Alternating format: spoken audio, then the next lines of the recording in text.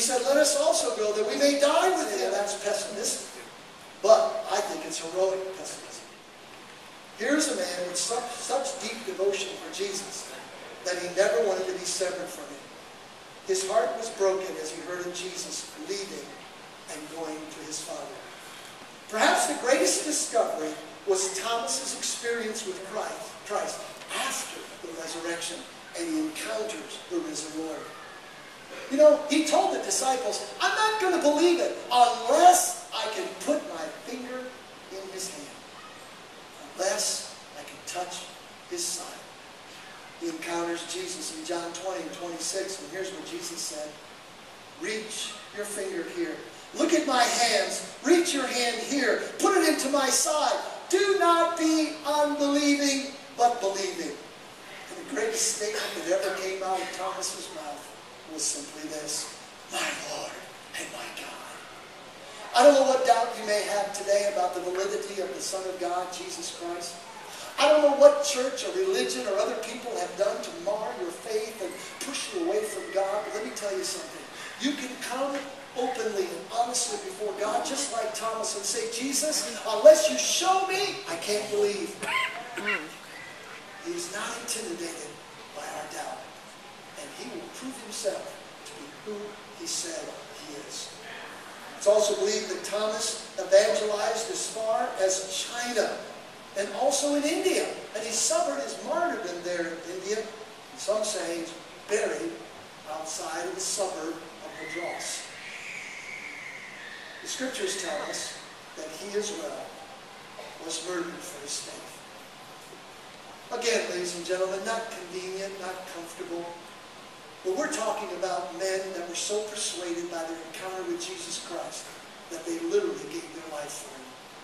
They were so persuaded by the testimony of his miracles, his love, his forgiveness, his acceptance, and his kindness that they literally changed their own life. They came to him with prejudice. They left accepting. They came with a political agenda. They came with unity. They came looking for some kind of a kingdom to deliver them, and they found that the kingdom was within. What God did for them, God can do for you. What God did for these 12, God is doing for all of us today. And we thank God today that he still saves, he still accepts, he still loves, and he still has a plan for every one of us. James the Less. This apostle is called the Less, or younger, because he was the brother of the apostles. Those whom he had served in selfishness failed him at the end.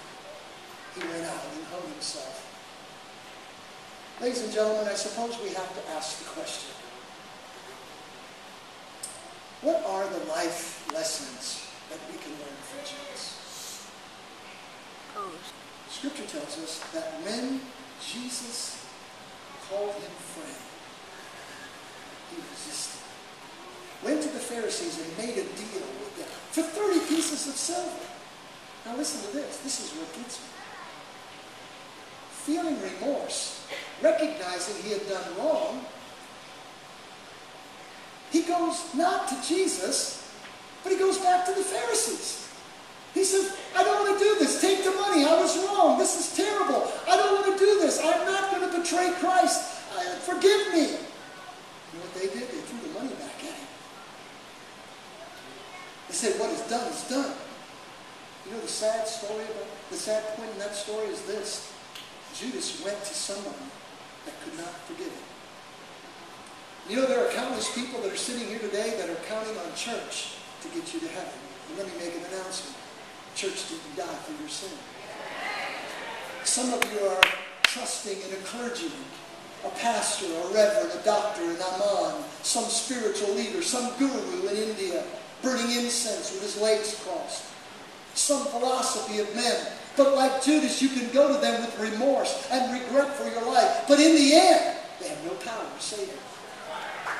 They have no power to give you redemption. Some would ask the question, are you trying to say that if Judas had gone back to Jesus, even after betraying him, he could have been forgiven? I'm saying absolutely. If you can come to him today, not this church, Because our church will never see it. I can't do it either. Just a pastor. Religion will never bring Christ into your heart. Let me just say it this way. It's been said that God has no grandchildren. Meaning your mom's and dad's salvation. That won't work either. There's no grandfather clause. Every man and every woman must come to Christ for himself.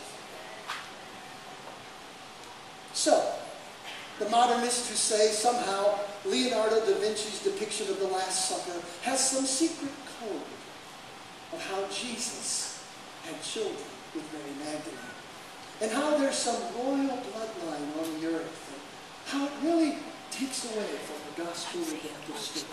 Nonsense, I say. Proof. It's all speculative. It's all humanistic.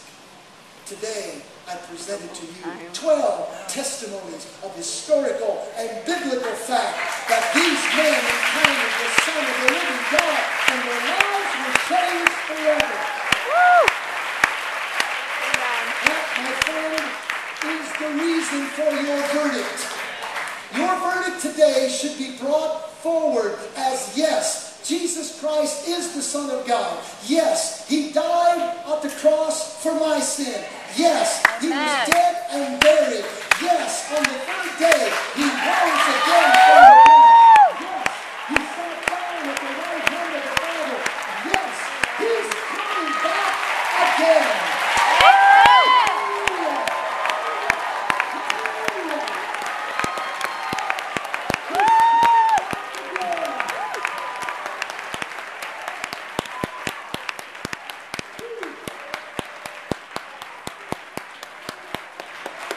Every one of these disciples represent every objection you can think of under the sun.